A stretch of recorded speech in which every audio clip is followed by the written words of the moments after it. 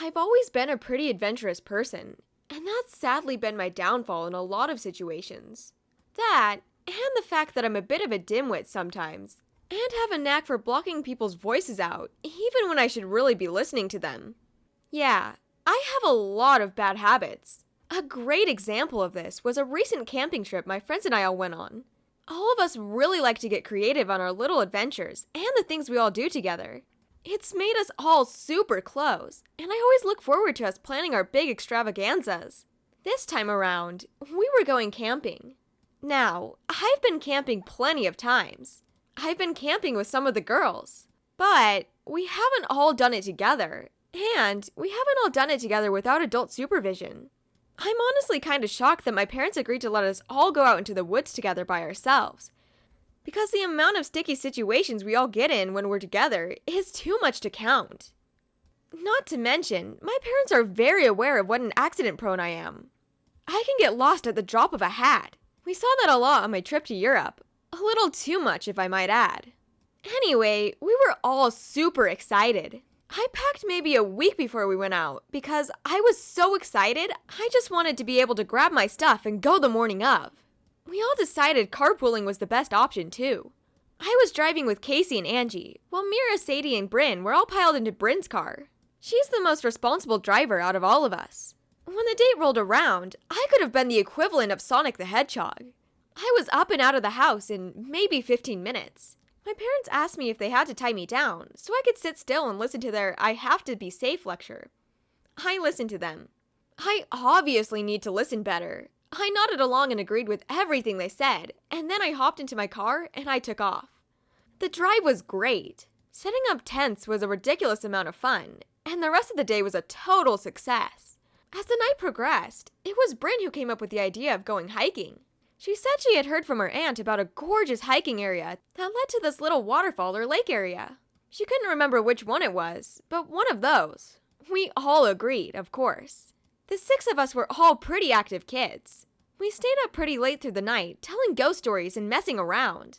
So, we woke up pretty late, but regardless, we ate some food, woke ourselves up, and got ready to go on this magical hike that Bryn had talked about.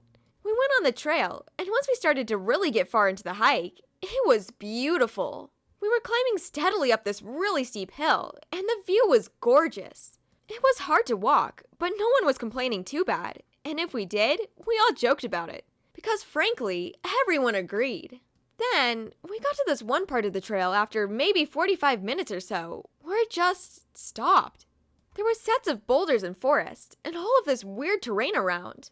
All of us were confused. Bryn didn't know what to do, because, apparently, her aunt never mentioned any of this before the trip. Great. We all started the talk about going back, but I just felt like it would have been a waste if we went through all that effort for nothing.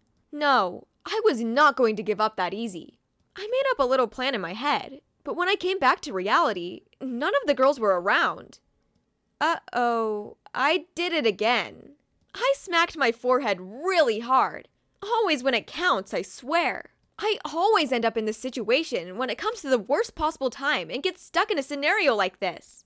I started to panic a little bit. I had no idea where the girls had gone, but of course, when I started listening to the air, I could hear the echo of their voices.